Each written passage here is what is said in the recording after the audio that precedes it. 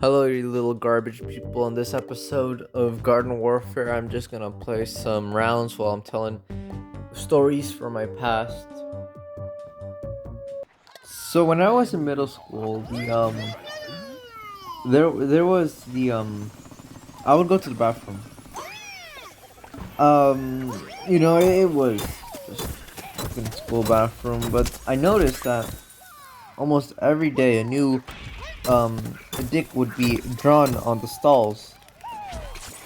And it would to the point where at least seven of them were on the stalls. And it would have been weird at that. But no, they kept appearing all across the school. I'm speaking of like the hallways, the lockers, inside lockers. I mean, this is like a whole, and they were using permanent markers like Sharpies, pens, and paint. And made the amount of details in those drawings were insane. And here's the weird part. It came to the point where a teacher was sent in, and he was like a photographer as well. He was a professional, so he was also my English teacher, which made it real awkward because he took a camera, he took photos in the bathroom, and a lot of kids were like, "What's going on? He's taking photos of ours or the walls?" Like, we didn't know what was going on until apparently there was a quote-unquote investigation on the amount of cocks being drawn on the bathrooms, the hallways, the lockers, and all that stuff. The principal was especially mad, considering that this was all permanent marker. They couldn't just wash it away. Essentially what happened is that they banned the Sharpies and whiteout from our school for like 2 years. Which was insane, but no, I think it was just one, but it's still insane. Anyone who was caught with a Sharpie had to be taken to the principal's office because they were under suspect that they could have drawn the cocks essentially. And then that wasn't even the weirdest part of that story. Then came up where they actually found out who it was. There was a group of kids that were doing it the whole time. And they all made the same excuse that they were just drawing upside down. No, they were just drawing smiley faces. And the eyes were just huge. Like, I mean, come on, if you're gonna make up an excuse, that has to be like the best one you can come up with. The fucking big brain IQ right there.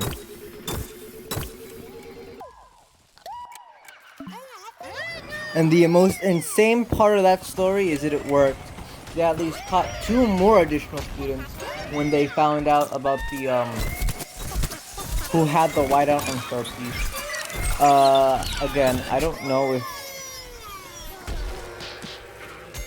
know if fucking you people had any similar experiences with cocks drawn all over in your school, but just let me know.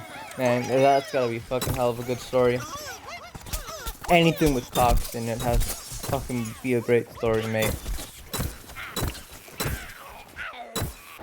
Now, this next story takes place about a couple years ago when fidget spinners were prevalent. And it was a weird story as well. So, I had a friend. He had a room rented with a different person who teached at a Catholic school, and she would essentially take the fidget spinners away from her students who had them out, and give them to my mate. Like, lad gave me one. It looked really cool. He had a couple of Pride ones as well. It just seems like an interesting story to tell, since fidget spinners were a thing back in the day. I don't know who still has fidget spinners. I know I still have my fidget cube, but man, that was a really weird trend as well. Now, this next story takes a bit near high school. I had a friend who'd found a condom on the floor. And it was weird as well. It was not used, but at the same time, it wouldn't be weird. This is just a bunch of horny teenagers in a school. And the weird part about that story, it's not the whole finding condom on floor. Is that when in Minnesota, I live in Texas now, by the way. In Minnesota, the I remember mom going to a high school there. She said that they gave out condoms in her school district for all the older teenagers who were like 17 and 18. And it was super weird. I didn't even know that they gave out. They gave them out, but apparently they did at one point. I don't know if they still do that because I'm all the way down here in Texas, where it's like fucking snowstorm in the middle of spring. Jesus Christ, mate. I'm not caught up with things over there. There was a time when I was in like middle school where I was in an athletics program. And all I did was jack shit. I was too much of a pussy to actually do any of the sports since I fractured my arm. And one day, they found weed, or dope, or whatever you like to call it, or pot, in the boys' locker room. So what they had to do was essentially, we had to change quickly and get out, and the whole thing was so fucking weird. Like, it was strong in the locker room as well. Like, it was, like, fresh. Someone lit it, like, in the moment in there. And there was, like, a whole investigation. Like at this point, I was desensitized, and I was like, oh, it's just another one of these. There were students that were caught and went to ALC, but no, with all seriousness, there was this one kid who had pink eye that day on like his right eye. I know him since I used to hang out with most of the Hispanic kids because I'm Hispanic.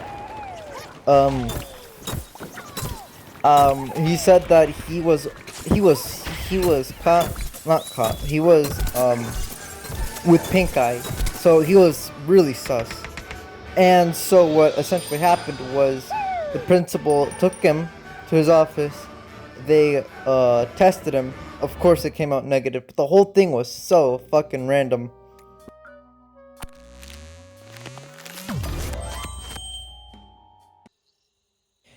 Talking about drugs, there was a weird trend when I was in 6th grade where a bunch of kids would get Smarties, crush them, powder it, get like a card or a credit card or whatever, debit card. They would normally use some gift cards.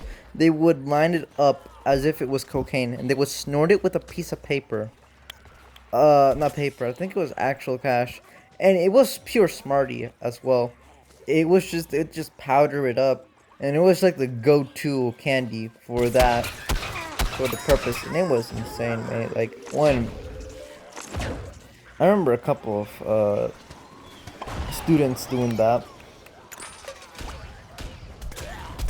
And I don't even think it's against the rules at all. Because, kids wouldn't get caught. They would just get scolded by the teacher to like not do it, but they wouldn't be sent to the principal's office or anything. It was just kind of weird to me that had happened. But no, I didn't even understand at the time. But now thinking about it, I understand why they were doing it. And then there was a whole other type of fucking trend where kids would get a Sharpie or marker and start snorting it. I think whiteout, which contributed to the other reason why they banned Sharpie and whiteout at my school, because kids kept snorting or smelling the chemicals that were in the Sharpie and marker. And that's a good fucking way to get lead poisoning. It wouldn't be lead poisoning, but it'd be fucking brain damage, I think. Which is like fucking no difference between those two things. Didn't like they put lead in paint at one point during the 50s and 60s? Kind of think of it, didn't they coat things with dangerous chemicals as well? Like, didn't they coat some forms of pottery with uranium. Then came biology, where it was like the worst fucking subject I ever took in science history, because I had trouble. But the one thing that did I do remember from it was accidentally calling the mitochondria the mighty condom at one point by accident, and I was just telling this to a group of friends, and then the teacher looks behind me. She looks very disappointed, and all I could do was put my head in between my palms of my hands and just sit there in shame. That had to be the most awkward moment of my life that I've ever had to witness to.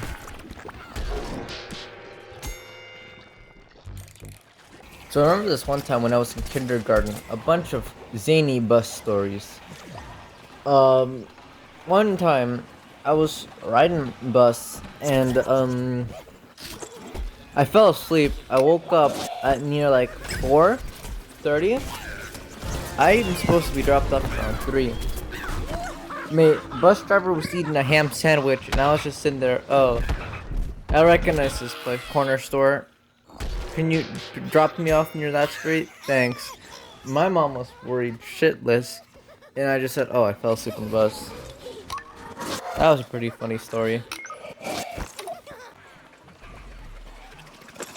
And I remember this other story where we had a substitute bus driver, and he was supposed to drop us off in our street, but in his route, he didn't. So he drove us all the way near the city, near downtown. And it was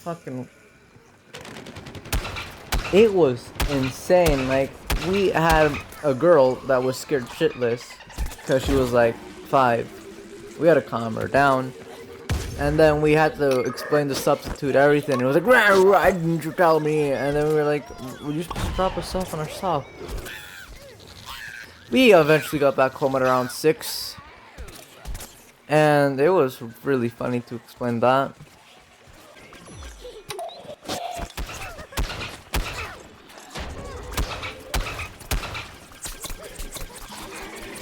The bus was really interesting.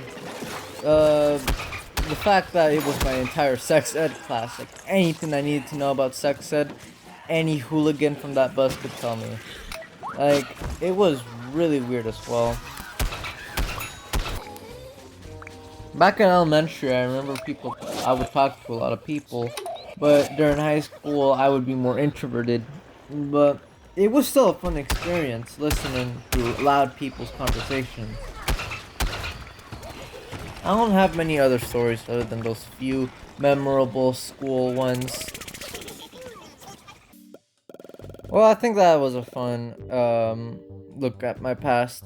Subscribe if you have not. Like it if you liked it. Dislike it if you hated it. I don't really care. And until next time, goodbye.